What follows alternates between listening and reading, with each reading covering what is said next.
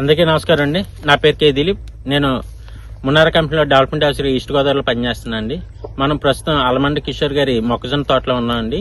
ఈ తోట వచ్చేసి మనకి మునగాల గ్రామం కోరుకొండ మండలంలో ఉందండి. మనం ఈ మొక్కజొన్న తోటలో మనం ఎంటెక్ అనేది వాడించడం జరిగిందండి. ఈ ఎంటెక్ వాడిన తర్వాత ఎలాంటి రిజల్ట్ అనేది రైతు చూసారో ఒకసారి రైతు గారి మాటలో విన్నాను. నమస్కారం కిషోర్. నమస్కారం అండి. మన ఈ ఎంటెక్ అది ఎప్పుడు వాడించాం, మీకు ఎలా అనిపించింది?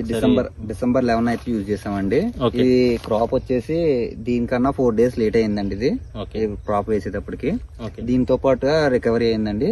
దీని మీద గ్రీనిష్ వర్క్ వచ్చిందండి. పిండి అయితే బాగా అబ్జర్వ్ చేసుకుందండి. మనం కలిపిన పిండాడిలో కలిపి మేము మొత్తం 14-35 యూరియా ఇది కలిపి చేసామండి.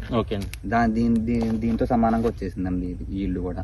మీరు చూసినట్టయితే ఆ రోజు ఇచ్చినప్పుడు అక్కడ చివరి ఎలా అయితే ఉందో గ్రీనిష్నెస్, లైట్ గ్రీనిష్నెస్ అలా ఉండేదండి అక్కడ. ఆ ప్యాచ్ అయితే కవర్ అయింది ఇది వాడడం వల్ల. దానివల్ల ఇంకా ఆకు వెడల్పుకి వచ్చిందండి. అది ఇంకా పట్టుకుంటే ఈజీగా ఉంటదండి పట్టుకోవడానికి. కర్రది ఎలా చేస్తుందండి? బాగుంటుంది. స్టెమ్ మొత్తం ఆ స్టెమ్ కి ఈ స్టెమ్ కి చాలా తేడా వస్తుంది. ఎందుకంటే పిండి బాగా అబ్జర్వ్ చేసుకుంటుందండి ఇది. దీంతో పోలిస్తే దీంతో పోటీగా వచ్చేసిందండి. ఇది 4 days లేట్ దీని మీద.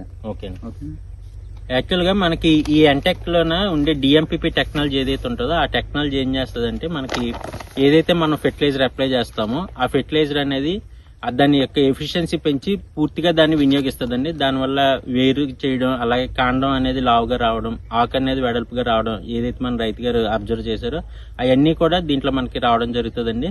కాబట్టి అందరు రైతులు కూడా ఈ యొక్క మున్నార వాళ్ళ ఎంటెక్ వాడి అందరూ కూడా దీని యొక్క లాభం పొందాల్సిందిగా మొక్కజొన్న రైతులందరినీ కోరుకుంటున్నాం. థ్యాంక్ యూ అండి.